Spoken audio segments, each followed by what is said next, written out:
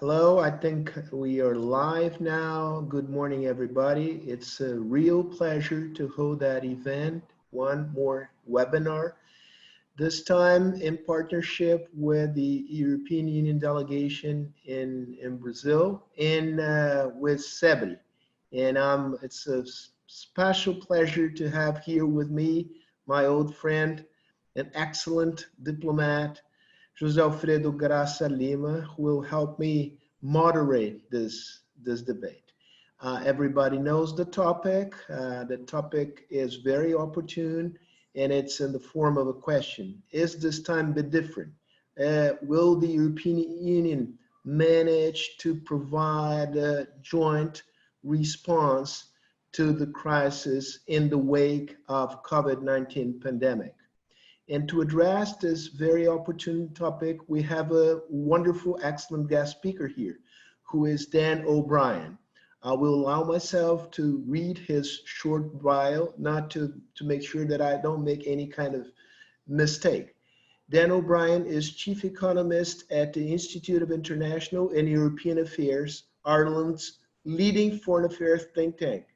He's also adjunct senior research fellow at the School of Politics and International Relations at University College Dublin, and a columnist and economics analyst for Ireland's largest media organization, Independent Newspaper Group.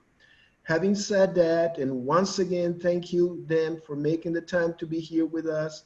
Thank you once again, Ambassador Ybáñez, the Chief Ambassador representative of the European Union here in Brazil. Very glad to have you here with us today. I'll give the floor to José Alfredo Graça Lima for a brief introduction. Then we will proceed as follows. Ambassador, after Graça Lima talks, Ambassador Ybáñez will say a few words, and then we'll give the floor to Dan for a 20-minute presentation. After Dan concludes his presentation, we will open a Q&A session, and I hope everybody who is attending us will have the opportunity to ask the questions. Well, without much ado, I'll turn the mic to you, my old friend, Ambassador José Alfredo Graça Lima. Thank you very much, Sergio. I'm delighted to be here with you to participate in this webinar. Together with Ambassador Ybáñez and Dan O'Brien. I had prepared a small presentation of the speakers myself, but you have already took care of that part. So I just make a few remarks about and perhaps also a few questions about the state of the art regarding challenges that the European Union is facing right now. For instance, I have been informed, like everyone else maybe, that Boris Johnson agreed to try to reach a trade deal by the end of the year. I think this is the first time that a possible breakthrough is in view, because negotiations have been at an impasse up to now during the pandemic. It seems that both sides have agreed to intensify talks in July and August. It remains to be seen whether, and perhaps the speakers could comment on that, it remains to be seen whether there will be, what the result of these negotiations, what it will represent in terms of the agreement that can be reached between the United Kingdom and the European Union. Whether it would be a more deep or a deep integration, not as before, but as deep as it can possibly be, or a shallow, kind of a light agreement that would only allow the flows to continue, but not in an integrated basis. The other thing that occurs to me, of course, is the possibility that the pandemics and the policies that might be adopted to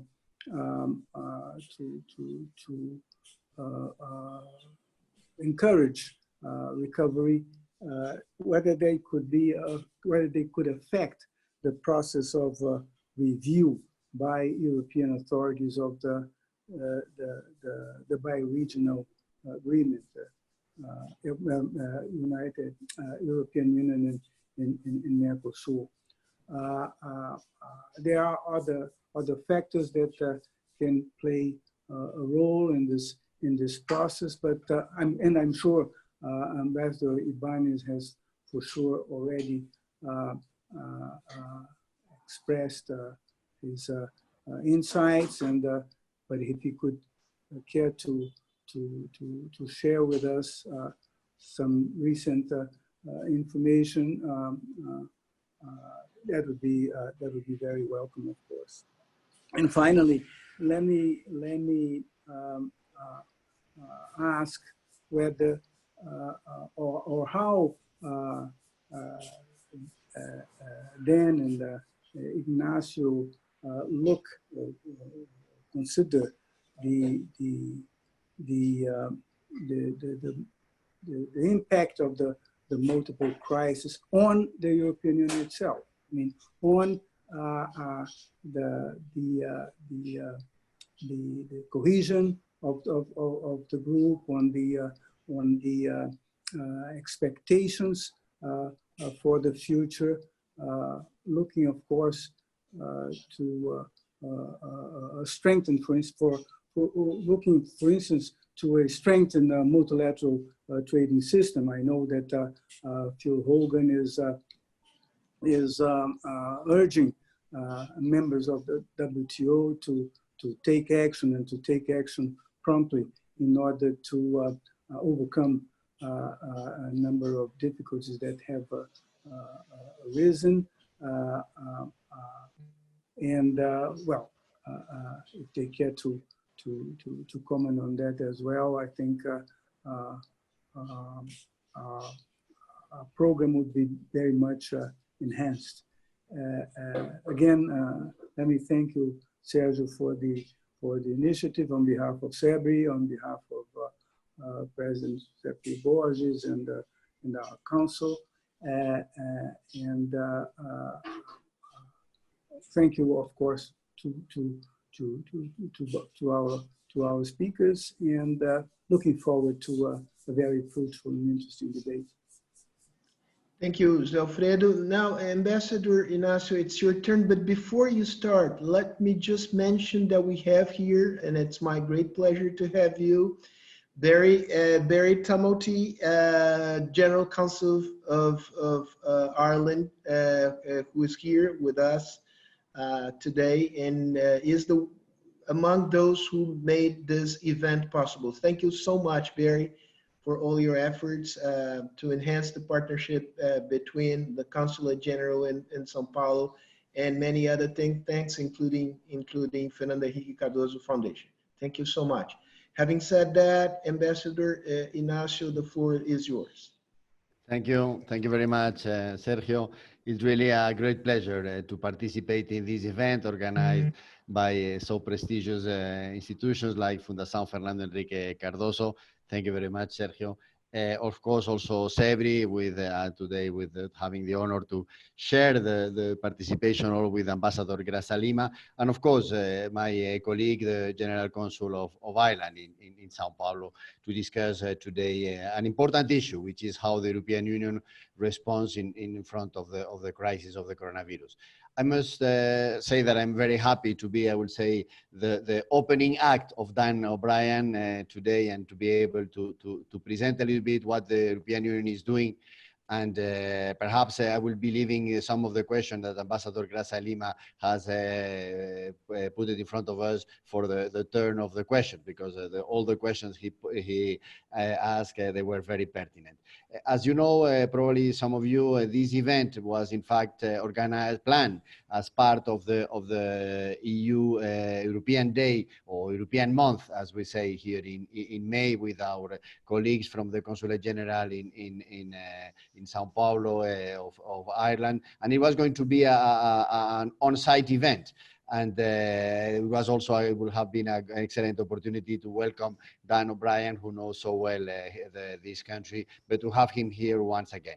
Unfortunately, COVID was the reason why this was not able to do. But I think one of the good things of this transformation, I would say, this speedy transformation that we have to do and move to the digital time allows us to have Dan today with us through this system. I think it's also a good demonstration of what and how coronavirus, COVID-19 has really changed our lives. I think from all the points of view, we have had to cancel meetings like or visits like the one of Dan, but also the COVID has really been a test for, in the case of the European Union, to our healthcare and our welfare system. It has really changed the life of the people, and this change of the life of the people have also had very strong consequences on the economic side. I mean, and when we look at the figures that are in front of us, they are really quite scarce, because we see the possibility already in this year of the reduction of our wealth, of course, of the trade between the different countries. Is going to be really a very difficult time. It is already a very difficult time, but it's going to be a very difficult time for all of us. Because of that, I mean, the European Union, and particularly the European Commission, has really tried to face this situation, and they have very recently issued a communication, which I think is going to be an important communication from the European Union. The title of the communication is Europe's Moment: Repair and Prepare for the Next Generation. So you have there the main elements. And when the President of the European Commission presented this communication in front of the European Parliament, she says, and I quote, "Now is the time for our European Union to get back to its feet and move forward together to repair damage from the crisis and prepare a better future for the next generation." This is the ambition of the European Commission. In the communication, there are important elements I would like to stress, of course, doing it quite quickly. First of all, there is something which is a novelty in our system. There is a recovery instrument. The second element is how this recovery instrument is going to base in the main policies of the European Union, particularly the Green Deal, but also the digital transformation, and also because of the effect that the crisis is having, really to move ahead on a fair and inclusive recovery. It is also the efforts of the Commission is really trying to building a more resilient union and really put again in operation the single market of the European Union, and also an aspiration, which is also one of the aspirations of this new Commission, to have a stronger Europe in the world. We will start with the recovery instrument. The recovery instrument is something which is new. I mean, we say for the size of the instrument is an important one. It will be 750 billion euro on the recovery instrument itself. And if we put this together with the EU budget, the amount for the period 2021-2027, which is the time of the financial perspective, is going to be 1,100 billion euros. Really, the novelty, and I'm sure Dan will be explaining this with more detail, is how the money is going to be raised. The money I would say, it's not the first time, but in a different way, I would say the EU is going, the European Commission is going to go to the markets to get funds from the markets, supported, of course, on the good rating that the European Commission has.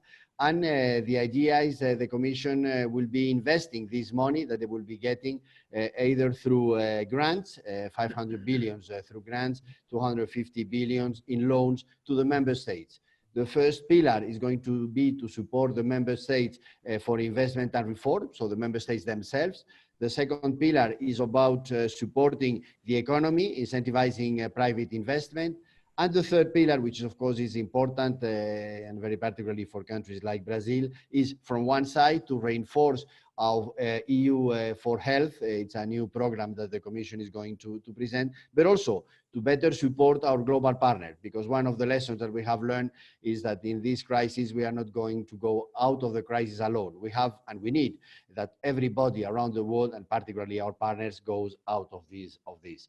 What are the bases of these programs? Well, important element is that we are in a storm, but we don't want to change our direction. The direction has to be the same that it was before the storm.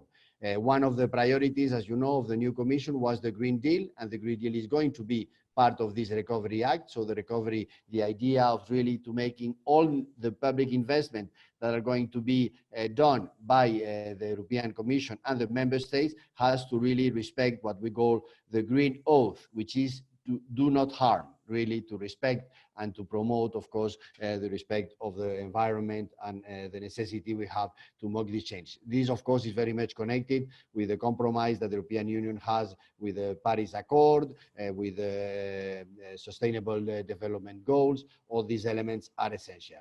The second element is a more digital single market. This we have seen in the crisis, how useful the digital transformation of our economies or our lives, I would say, is there, and we will have to push. And the idea of the European Commission is really to move that, to invest in more and better connectivity, to go for a stronger industrial and technological presence, really move to a real data economy. These are elements that, of course, we want to move. And the third element, which is very important, especially after the crisis, a crisis which is going to affect in different ways different countries inside the European Union, but also different sectors.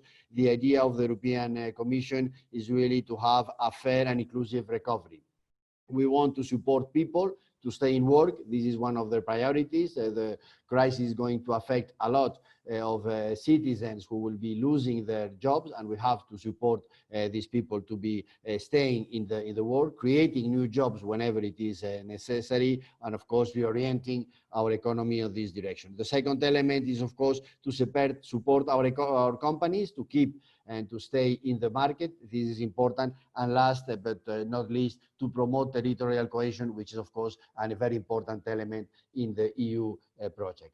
This has to be done at the same time of building a more resilient union and single market. We have seen in the crisis how dependent we are, which is, of course, I would say an element which can be positive, but it has to be very clear that we want to support. And one of the question of Ambassador Graça Lima related with the UK has, I think, also some connection with that. The single market has been a great success, I would say, for all the members of the European Union, including the UK, who were until very recently part of that, and now they see that if they lose this participation in single market, they are going to have more difficulties. So from our side, from the side of the European Union and the countries which are still in the European Union, of course, we'll be more than happy to have a close and fruitful collaboration with the UK, but now it's true in a new position.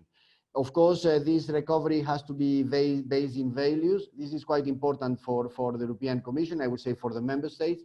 Because of the crisis of the COVID, we have had to adopt some measures which I would say are going in the direction of more controls. It is understandable because we needed to have a better possibility of follow up the disease to try to eliminate the contagions. But what we have to go is to a normality where the freedoms are respected by all the member states, and this element is very important. And the last element, and with this I will finish, is of course the importance that the European Union says for the presence and the weight that the European Union is going to have in the world.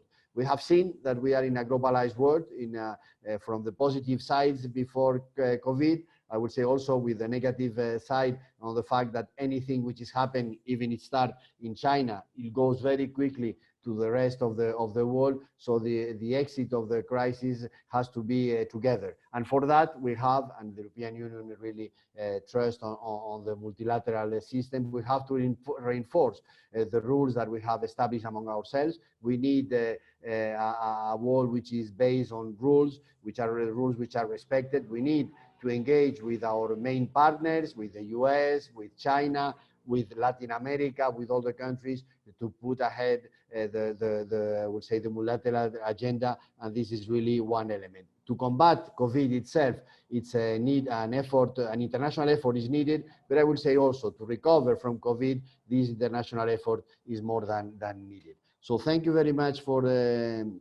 inviting me to participate. And as I said, some of the questions that Ambassador Gracia Lima, particularly on EU, Mercosur, I would be more than happy to answer. But now I really am looking forward to hear Dan O'Brien, who is really the center of this presentation. Thank you very much, Sergio. Thank you very much. Thank you. Everybody is anxious to hear from you. Dan, let me just make one request and ask. The request is the following, Ambassador Ybáñez. Since we do a summary of the discussion and we put it on demand on our website, if you can share the notes, your notes, that would add value to the summary.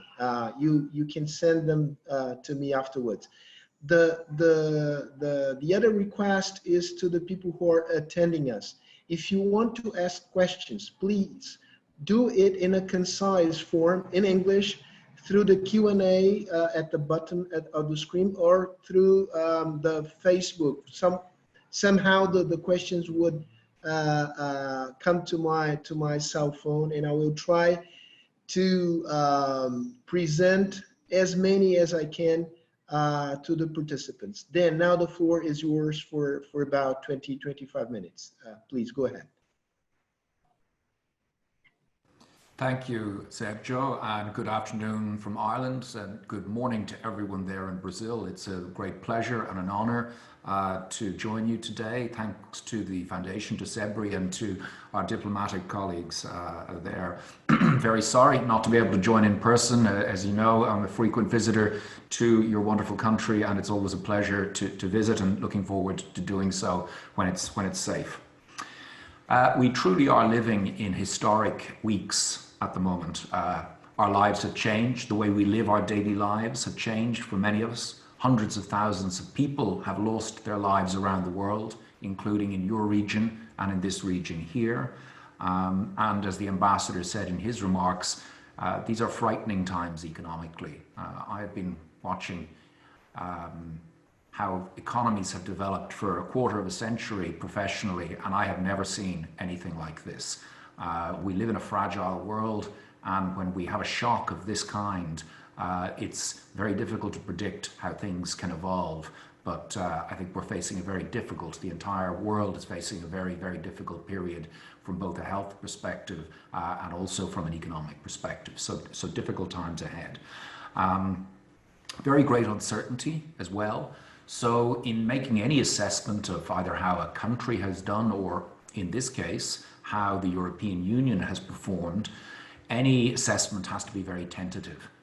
We really don't know how things will evolve, as I say, either from a health or from an economic perspective, and how bad everything could get. So very tentative conclusions at this juncture. The focus today is on the European Union. Let me look at it from three different perspectives. Look at the role of the European Commission to date, of the European Central Bank, and of the European leaders acting collectively, European prime ministers, presidents, and finance ministers. So look at the European Union from those three perspectives. Before doing that, I'd like to make four general points of relevance about the European Union. The first point is that health is not an EU competence.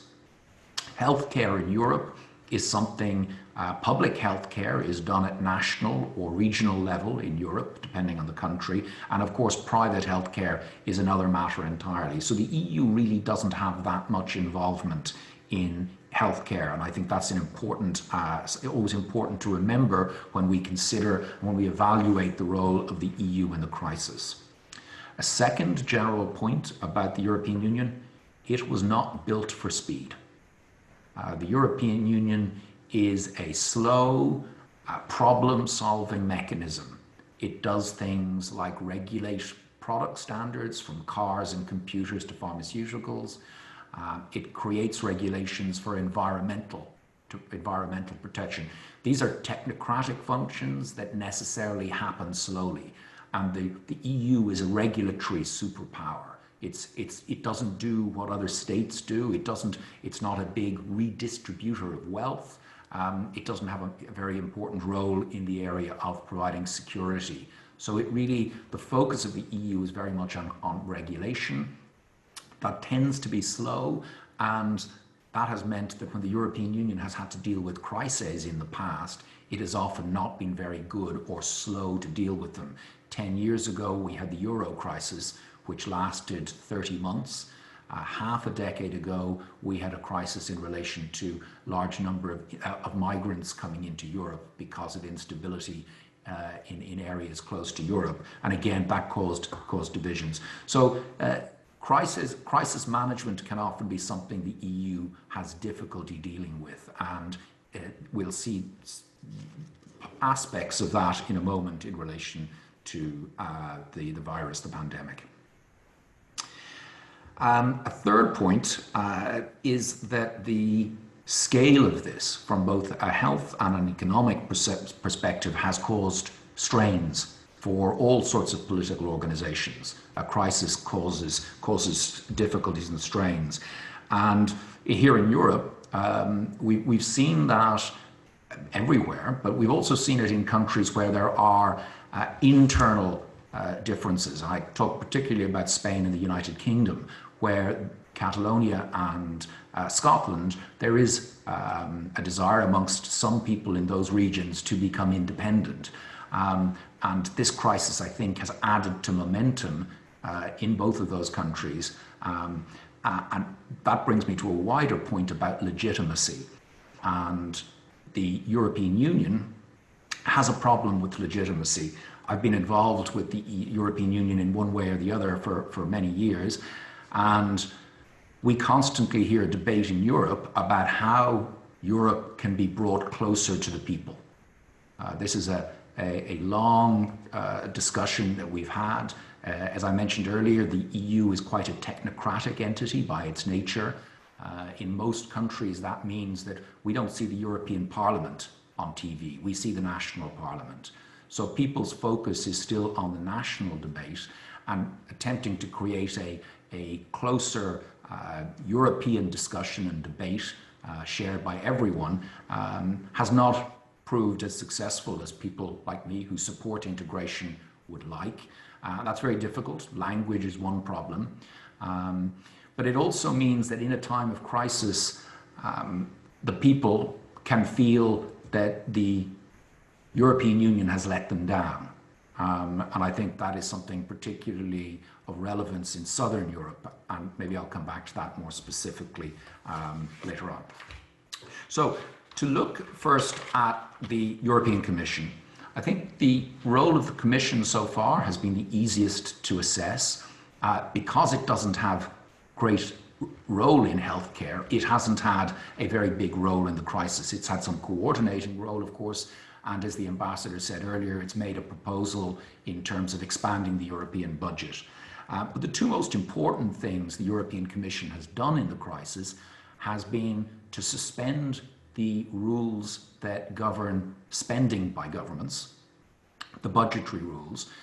Those exist to ensure that governments don't spend too much, that there is fiscal responsibility. Those rules have been suspended because of the seriousness of the crisis, and governments are now are not being constrained in the amount they can borrow and spend, and that's appropriate in an emergency situation like this.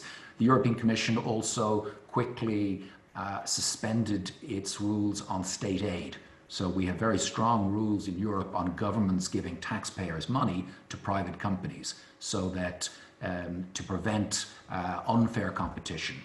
But again, in an emergency, in a crisis, it becomes necessary for governments to support businesses so that businesses and jobs are preserved. And that is an important part of the emergency response. So the Commission has suspended two important aspects of its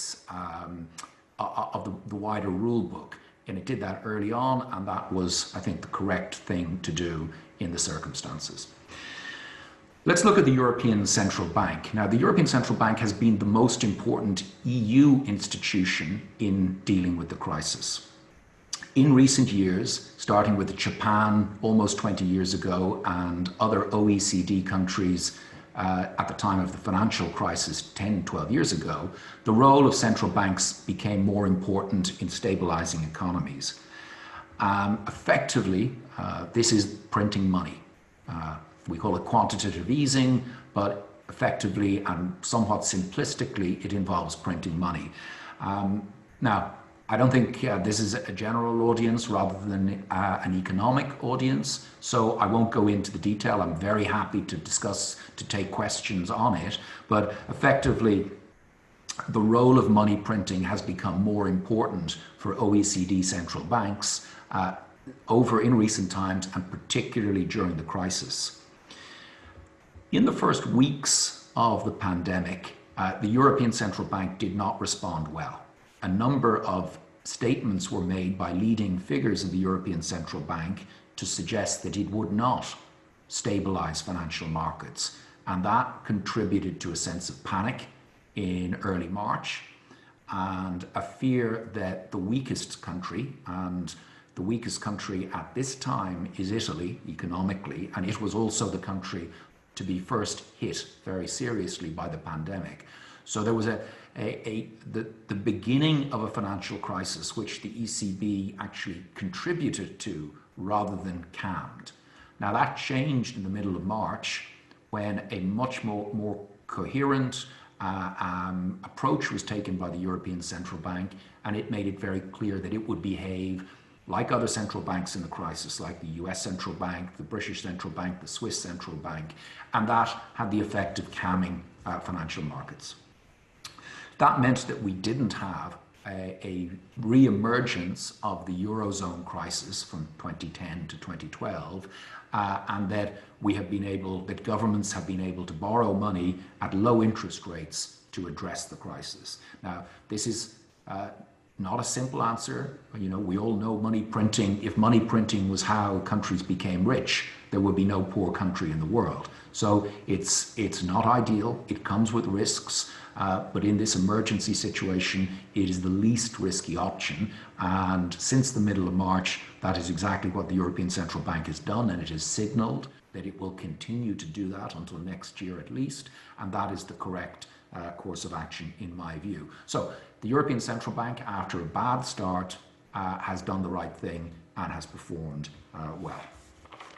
Let me finally go to the members acting together. And as always in Europe, really the most important thing is prime ministers and presidents, the decisions they make collectively at the European Council.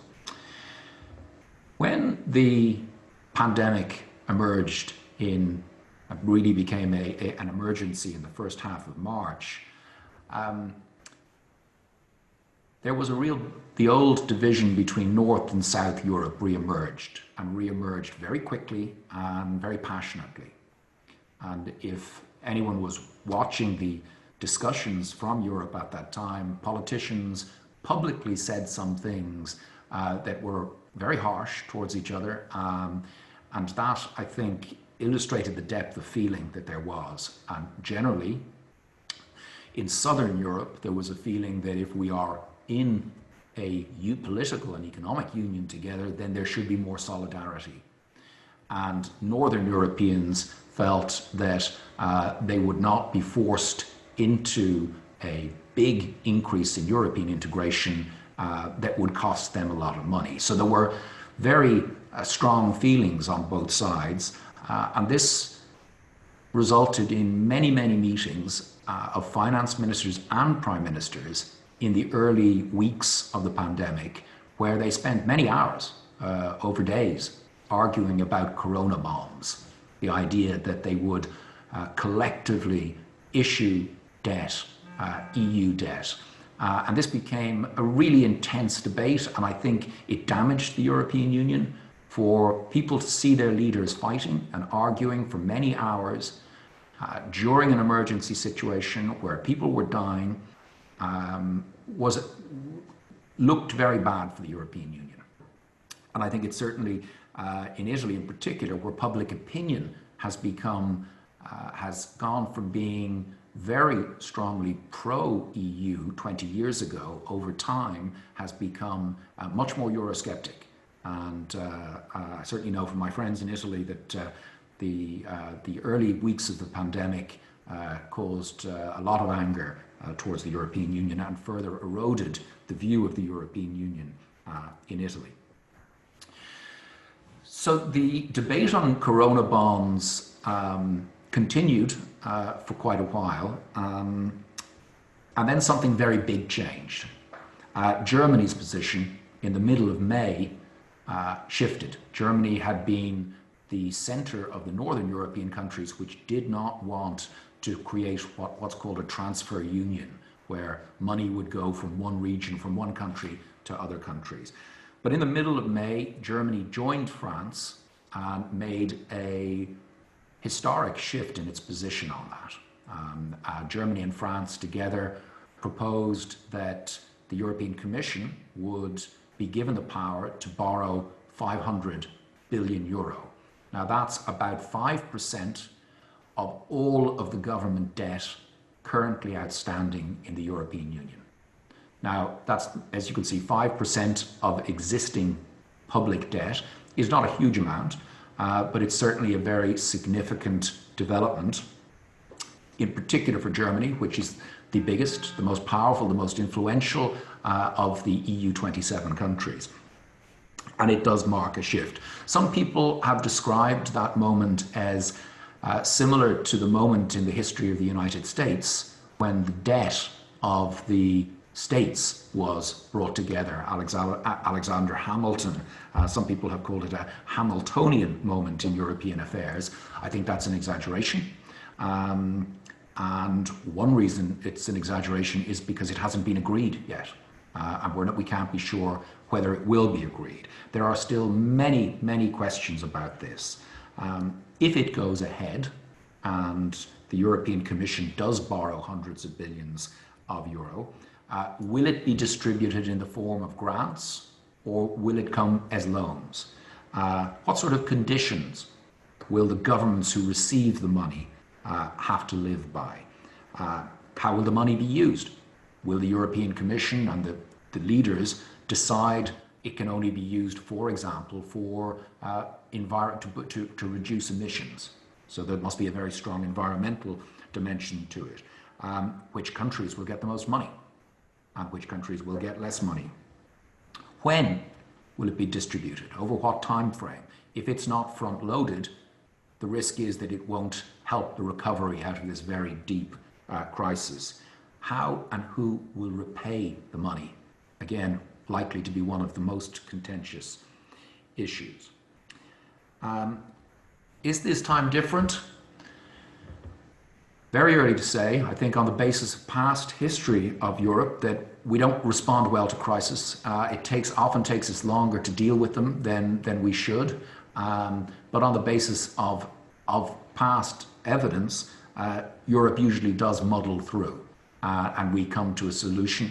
Often it's not the best solution, it's not the quickest solution, but I think it would be wrong to understate the importance of European integration for the European political class, particularly in Germany. As we've seen, there was an understanding something big would have to change, and we have seen that in Germany exactly 1 month ago when they changed position on debt issuance by the European Commission.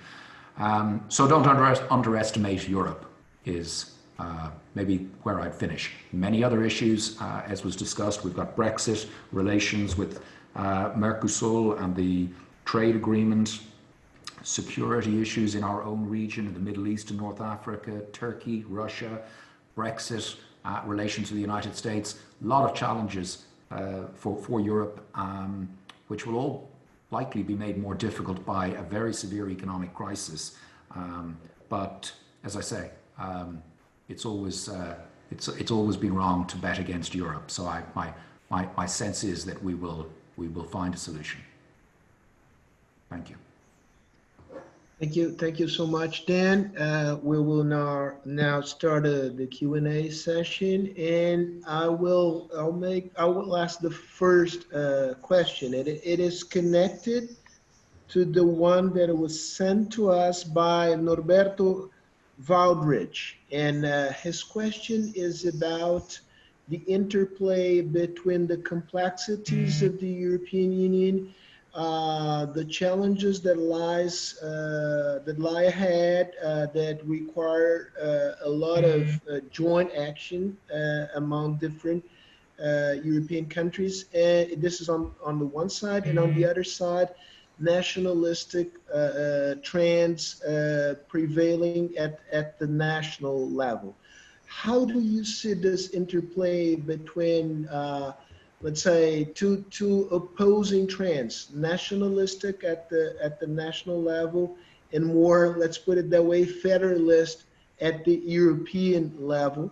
And how do you see countries splitting down the road with regards to the pending issues and the fine print and the implementation of the recovery fund? Very good question. So let's draw a distinction in Europe between public opinion and what might be called elite opinion amongst the political class. Just starting with political opinion, when Brexit happened 4 years ago, many people were concerned that it would lead to the breakup. Other countries would do the same, that other countries would see Britain leaving the European Union and saying, oh, maybe they were right to leave, and that it would strengthen the forces of Euroscepticism in Europe. Now, there clearly are Eurosceptic forces within the political systems of most countries, but it certainly hasn't led to a domino effect. And as I mentioned with Germany, the commitment to the European integration remains very, very strong.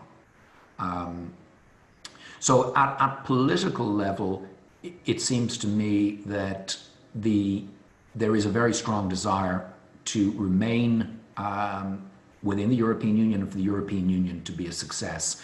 And that's even true if you look at some of the countries, Hungary and Poland, which are having political disagreements with, let's say, the federal center and with some other member states, that Poland and Hungary are not talking about leaving the European Union.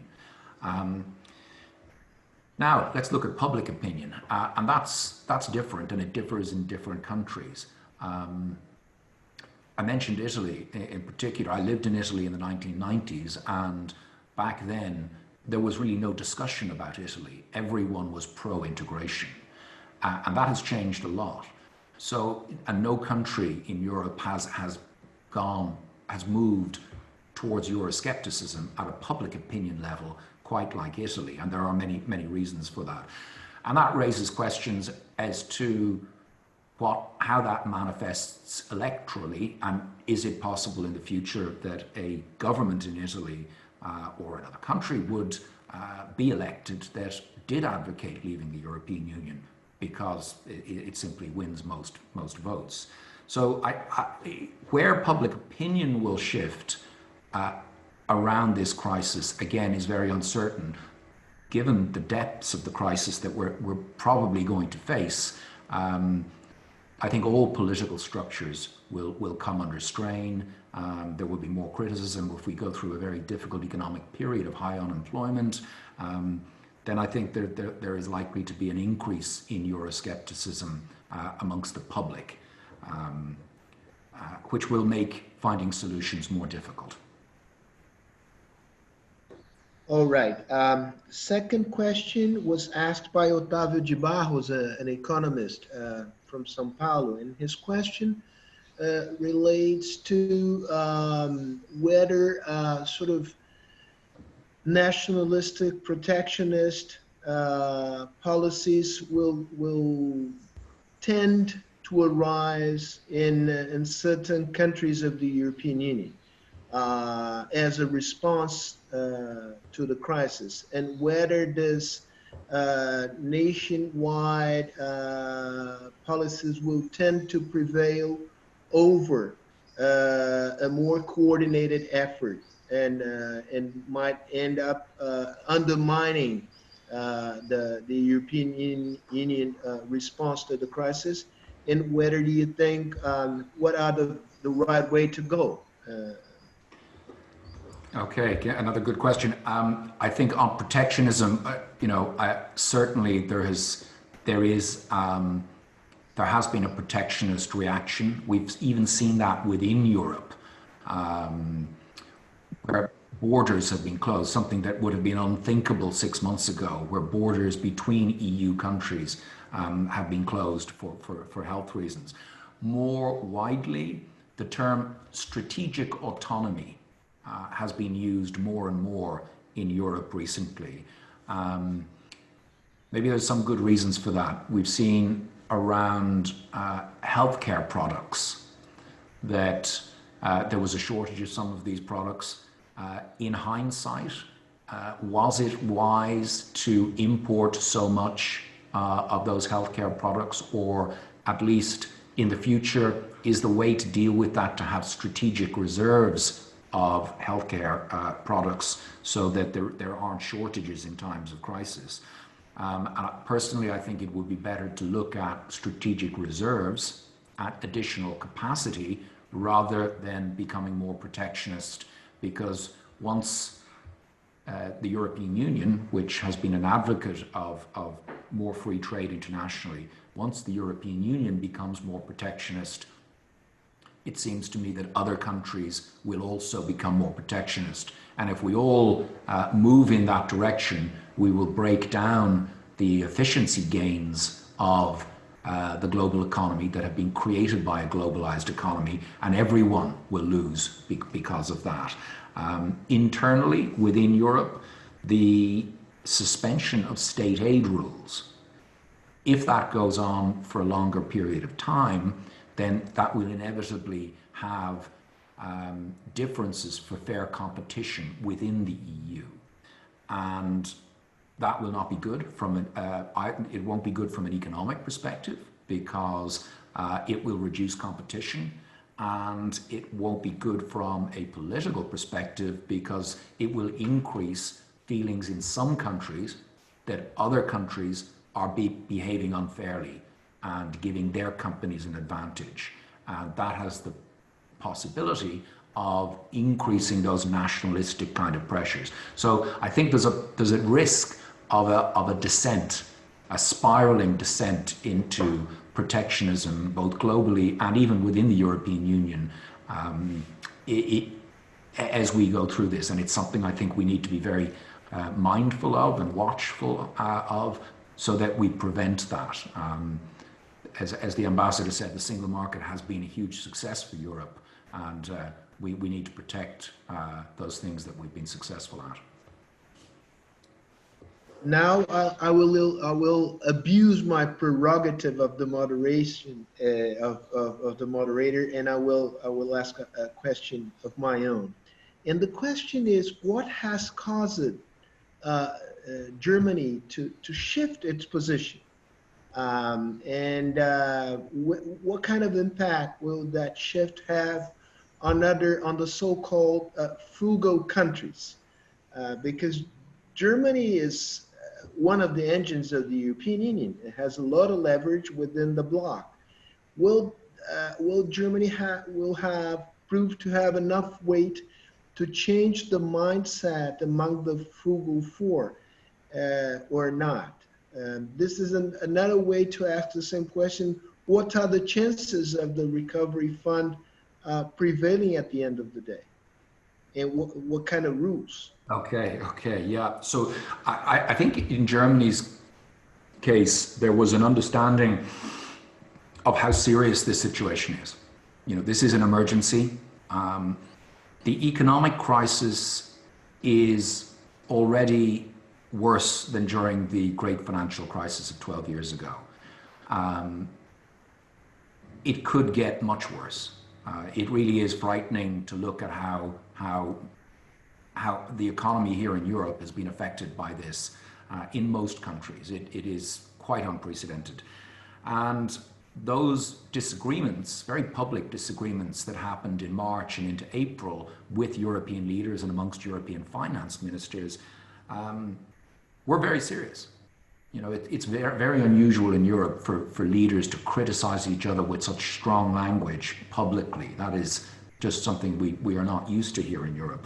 And I think amongst the German political class, there was an understanding that not doing something and not being seen to shift on this did put Germany's position in Europe at risk. And the importance of integration for the German political class is very difficult to exaggerate. You know, it is such a central part of the way German thinkers view their place in the world. So I think the gravity of the situation for Europe became clear in Germany, and they felt they needed to do something significant. And of course, France had long been in favor of a much more integrated Europe for when it comes to tax and spending. And that relationship between Germany and France is extremely important for both countries. And coming together with France, as a month ago, the plan was launched with Chancellor Merkel and President Macron, that this was a very strong symbol of Germany's commitment to Europe. Let me also say that the plan is that this 500 billion that France and Germany propose will only happen once. It's not, the idea is not that it's a continuous process whereby every year the Commission borrows more money. That the idea is it is a one-off measure to deal with the pandemic. And as I say, it amounts to 5% of all of the government debt currently outstanding in the European Union. So it's not a massive amount of money. It's significant, but not massive. And I think that was part of German thinking. Your other question about the frugal four, this definitely changes the dynamic. Clearly, when Germany, France, Italy, and Spain, the big four countries in the Eurozone, the biggest four economies in the European Union, when those four big countries come together and want to do something, it becomes much more difficult for the smaller countries to block. Now, that's not to say that the smaller, the frugal four, will not seek concessions. They will, of course, seek assurances around how this fund works. But I think the momentum is so strong, once Germany was in favor, that there will certainly be some significant fund. Many questions, as I say, to be agreed. And a bigger question, will it make much difference? Will this fund really change the economic prospects of Europe? That's not certain. So a lot of uncertainty, but I do think something big, there will be agreement, and the frugal four will have to concede ground because they're in such a small minority. I can't resist the temptation to ask you to follow on this, my prior question, and to ask you what is your take about, will the recovery fund have a significant impact in the recovery of the European Union, or it's too little too late? Well, too late remains to be seen. I think, as I mentioned in the talk, one of the things to be decided is the time frame over which the money will be distributed. And if that happens over a long time frame, then it won't have much impact. But if it's front loaded and it happens quickly, then it's more likely to have an effect in bringing about, or at least helping, recovery. So, you know, the question about the role of stimulus in economies is, of course, one that economists debate all the time.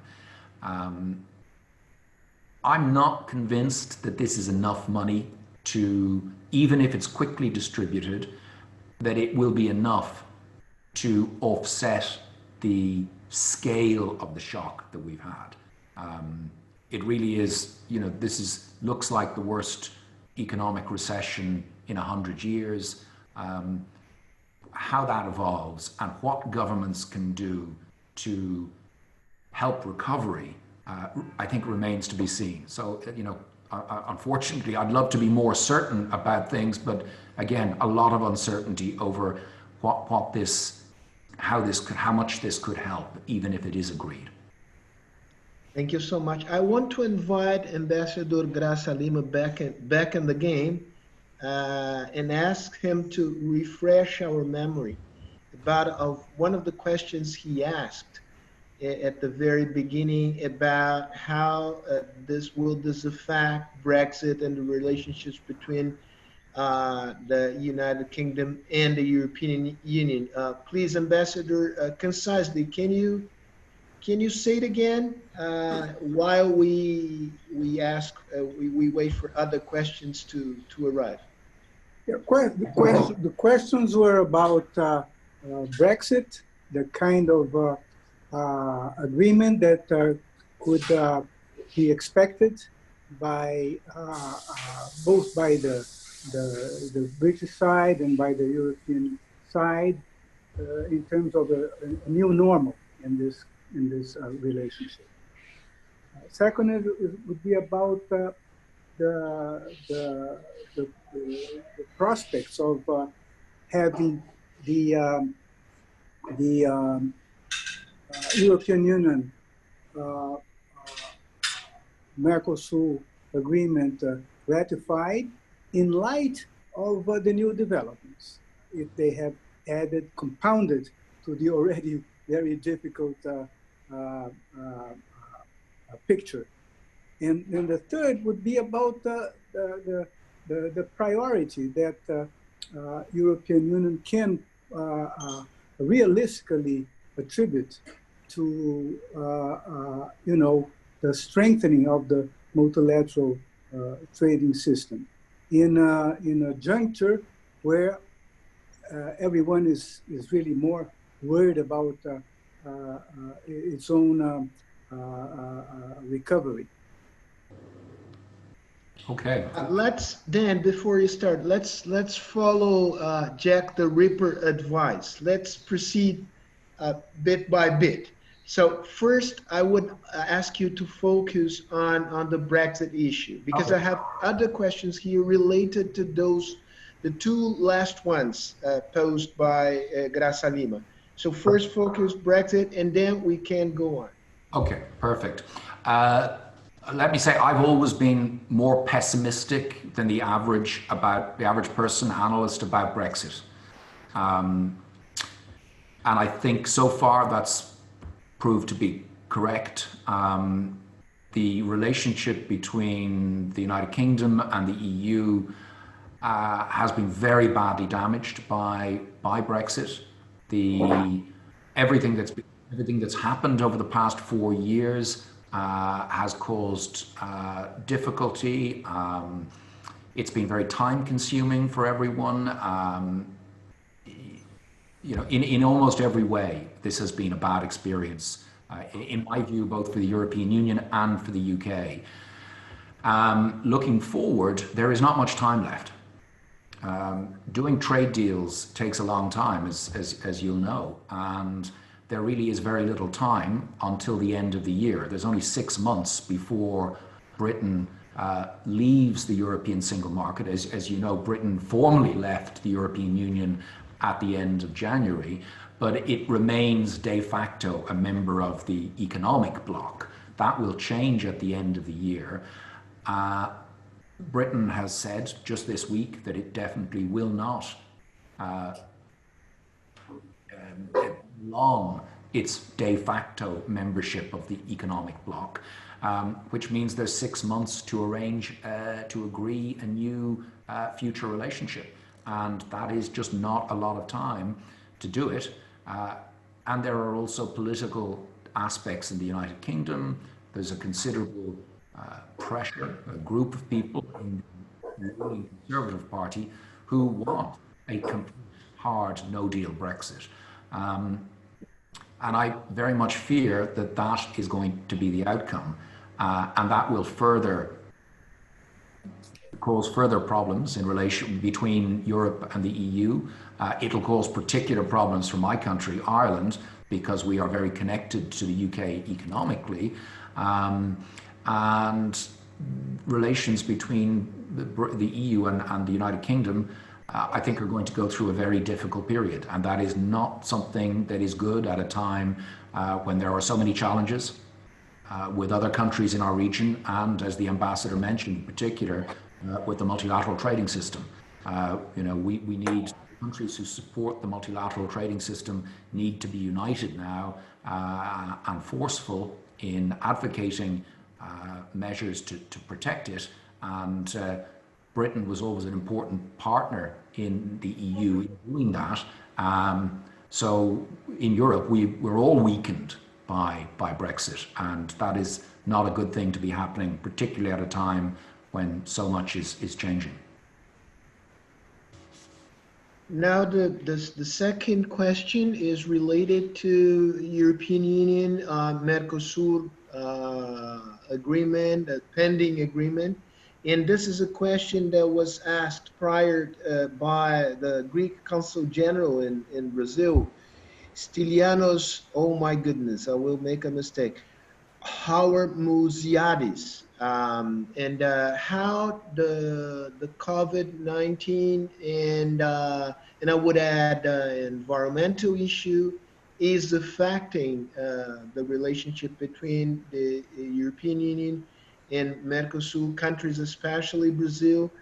And we have seen motions approved in national parliaments in Austria and in the Netherlands against the approval of the agreement. What are the chances that at the end of the day, this agreement will be approved by the European Parliament? I have to say I'm also pessimistic about that. At best, I think it's going to be a long time before it could be agreed. It was always going to be difficult to get agreement amongst the European countries on the deal. As you said, there was significant opposition in many EU countries.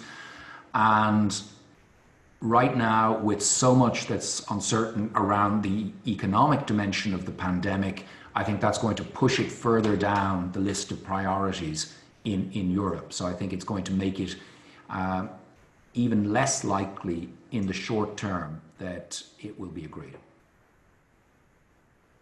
Very good. So now we can go to the issue of multilateralism. And in this, I think we should see this in the perspective of the... Ambassador Ybáñez, please. If I may very briefly on EU Mercosur, and particularly... You should, I would say. Thank you very much, and especially because it was something that Ambassador Gracia Lima directed also to me in his first part. Of course, I do perfectly understand the concern that Dan has said, but I think also it's important to see that the EU Mercosur agreement is really going to come, if we are able to move on this direction, in a moment that I will say the two blocs, Mercosur and European Union, will have really a need to bring good news, and particularly on the trade area. And I think this is going to open a possibility for the countries, the companies of the Mercosur, but also the companies of the European Union to move ahead and to have possibilities from the economic point of view. And I think that some of the concerns you mentioned, the the votes in the Austrian parliament and in the Netherlands parliament. In fact, if you look at it, the questions which are raised in this parliament are not so much on the agreement itself, much more on I would say, the behavior of some countries, and very particularly the case of Brazil, when you look at the sustainability and the situation in the Amazon. And on the contrary, because I myself, when I had to go in front of the European Parliament when I was posted as ambassador of the European Union here to Brazil, I got a lot of questions from the member of the Parliament. But I would say that almost all the questions, they were not at all referred, I would say, to the possibilities that the agreement gives, but more the capabilities of the agreement really to ensure that countries like Brazil, but of course all the other members of Mercosur, will be complying with sustainability issues, particularly, for example, to the stay in the Paris Agreement on the climate change. So I think that, and I go back a little bit to the reflection of Dan that I like very much about how the EU project can have chances or not. At the end, in many of these things, leadership is essential. It really depends on how leaders present the situation.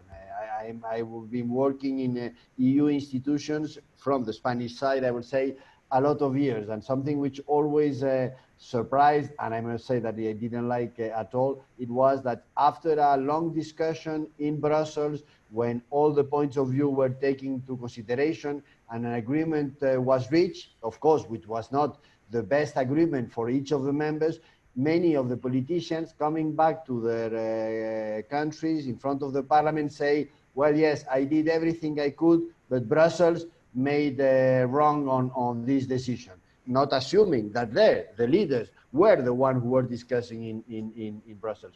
So I really think that leadership in EU-Mercosur is going to make a difference. It will, of course, depend on how the leaders will be able to explain to the citizens and, of course, to the members of the parliament, which will have to vote the agreement. And I really think that if we miss this opportunity, and I'm speaking as EU, I would say as a whole, it will be really an important opportunity lost because we will not have many of that. And if, of course, the EU is not able to engage in the way that the countries of Mercosur wants, others will appear.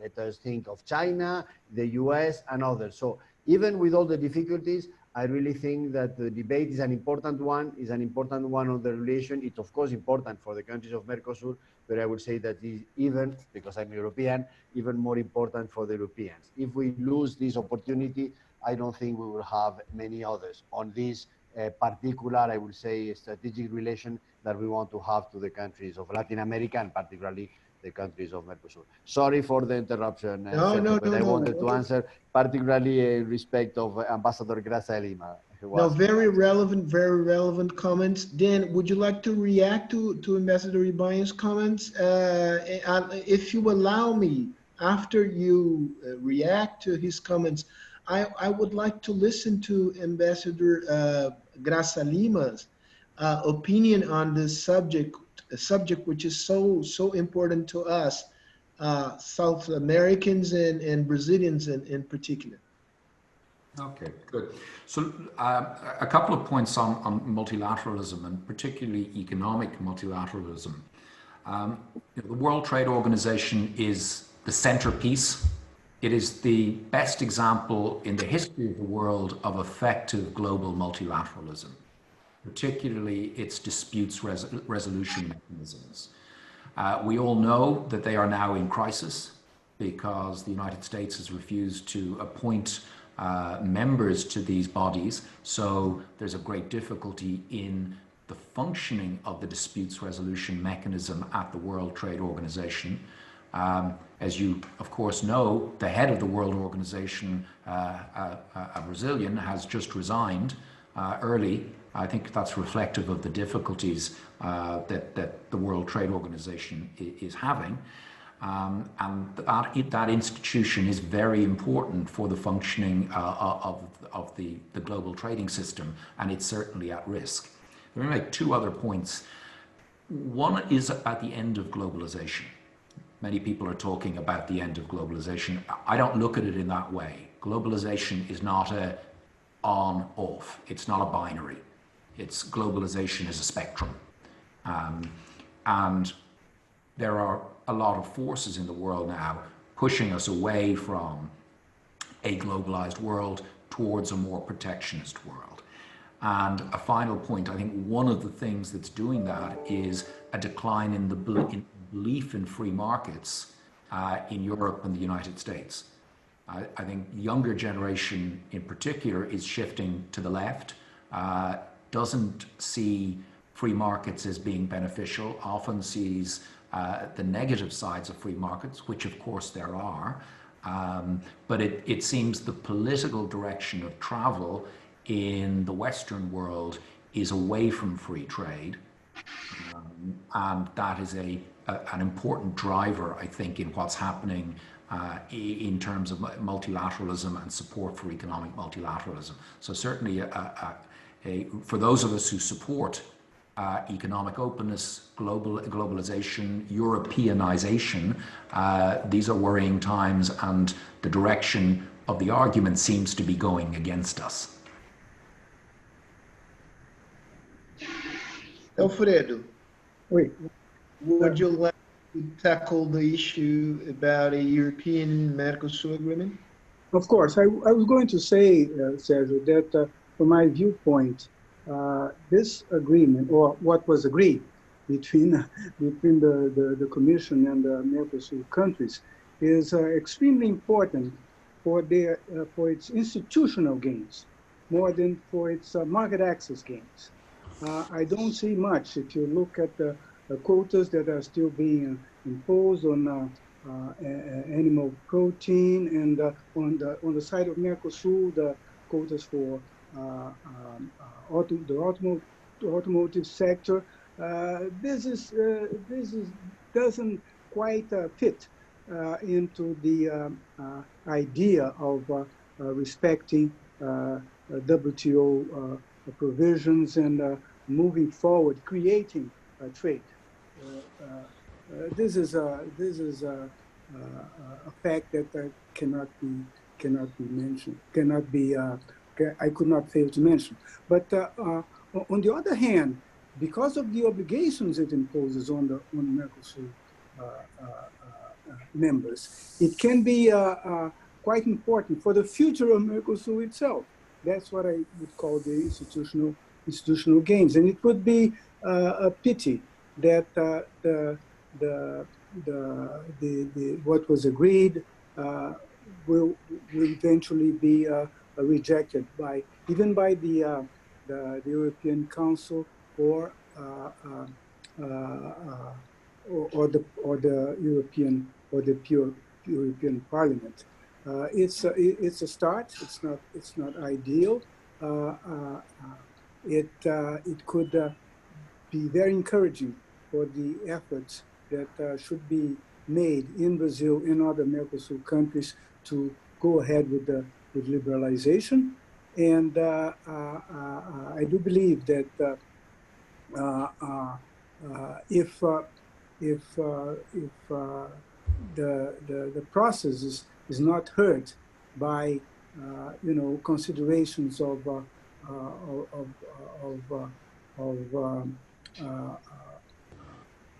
a different nature, that I think that it would be a step in the right direction. Dan, we are arriving approaching the final moments of our flight. We're about to land. I have one last question here, and I would ask you to add any final remark you would like to add to our conversation. And I'll do the same invitation to Ambassador Ignacio.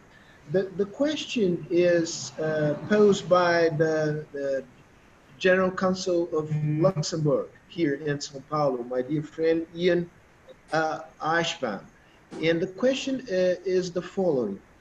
Will the recovery fund have put pressure on Hungary and Poland to be more compliant with European democratic values, or you wouldn't see any element of this kind embedded in the fund? Great question. A very, very difficult question. My hunch, my feeling is that in the end it won't, although I don't hold that view very strongly, because the rule of law issues in the European Union absolutely must be protected, and there must be a mechanism to ensure that everyone meets their commitments. Money is a very important, I don't want to say weapon, but it's a very important device in terms of ensuring that everyone sticks by the rules. If governments know they're going to miss out on significant amounts of money, that can change behavior. As an economist, I believe in incentives. So, you know, to provide incentives and disincentives is an important mechanism. But my sense from the politics of it is that it won't end up being a significant factor, although I hope I'm wrong on that. Very good. Ambassador Ignacio Ybáñez, señor, por favor. Muchas gracias. ¿Quieres agregar algún comentario al final de nuestra conversación? Ahora, no en español, lamentablemente, pero en inglés. In English. No, I will touch on the question, because I think it's a good question. Of course, we have, I would say, as a citizen, the same doubts that Dan has. But I would say as part of the institutions, I think very clearly the European Commission wanted to have these on the text, and one of the elements of the recovery plan is clear that the recovery has to be based on EU values and fundamental rights. And they say, I quote, the recovery must be based on fundamental rights and full respect of the rule of law. And the communication goes a little bit more on that, recognizing that because of COVID, some of the governments will have had to adopt measures that in normal times will not be acceptable by any democracy. But of course, as we are going to go back to normality, we have respect these rules. So I think it's going to be an element, as you know, in the case of the country which was mentioned, there are other procedures already which have been launched inside the EU. We have to see. But I really think that the recovery, and I would say the crisis, has taught us some lessons, and that it is true that we need to have, I would say, measures to be able to control the contagion. But what we want, all of us, is to go to the normality of the country we were. And I think this is what makes the difference of the EU with other models. I will not mention which, but other models, perhaps from the economic point of view, in a very short and first reaction, they could be more efficient than the EU. But the good thing is that the EU, what they do is they do respecting these values. So I really think that we have to do our best, and this is the idea of the European Commission, that of course countries which will be acting against contravention of our rights will be of course not being able to benefit from these ideas of the recovery. So I think the idea is there, how we will be able, how the Council will be able to apply, and how we're going to be able in the future. I also have, like Dan, a question mark, but the intention is clearly that the principles matter, and these values have to be respected in the EU, and especially in a very in an emergency situation where we are going to do things that we were not doing in the past, especially from the financing point of view. Dan, final consideration, the floor is yours. Well, I always like to end on a positive note, and even in very difficult times like this, and there will be more difficult times in the short term for all of us, that to believe in human progress and the ability of countries and humanity to overcome problems is always something that gives some consolation in difficult times. And whether we find a vaccine to the coronavirus, or whether it's how we get out of the very difficult economic times we're going into now, I do retain optimism. I think we will we will come through this, and we'll overcome it. And thank you so much for your thoughtful reflections on the crisis and how to get out of it. I think we have covered a lot of ground here. It's never enough. We always leave the table a little hungry still, but this is a good sign. I would like to thank you, Ambassador Ignacio Ybáñez, and the delegation of the European Union. I hope this is not the first joint venture between us, but it's the first joint venture on the digital on the digital forum. We've been thinking about doing other events together. Judging by the first experience, I think we're going to be successful. So thank you so much. Thank you so much, Sebri and Ambassador Graça Lima, to share his thoughts with us today. Thank you, Consul General Barry, for all your support, unwavering support from the very beginning since you were here. You were here in Brazil. And then once again, thank you so much for making the time to be with us. I hope we see each other in the near future, either through the screen or even better in person. I like the phrase, stay safe, stay sane. So, and I think that applies to all of us. Thank you so much. And for those who have participated in this event, asking questions and watching the debate. Thank you so much. Great pleasure. Bye-bye. Stay safe. Thank you, Sergio. Bye-bye. Thank you. Thank you. Bye-bye. Bye, folks. Thank you.